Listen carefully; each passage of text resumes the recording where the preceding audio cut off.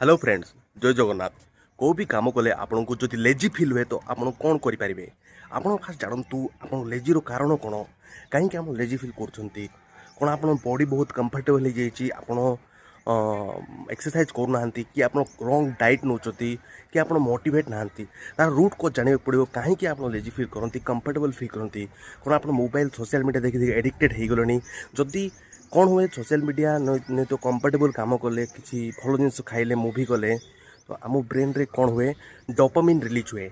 Dopamine गोटे chemical brain release हुए आमको गुड केमिकल आमको भल लगे आम कंफर्टेबल लगे।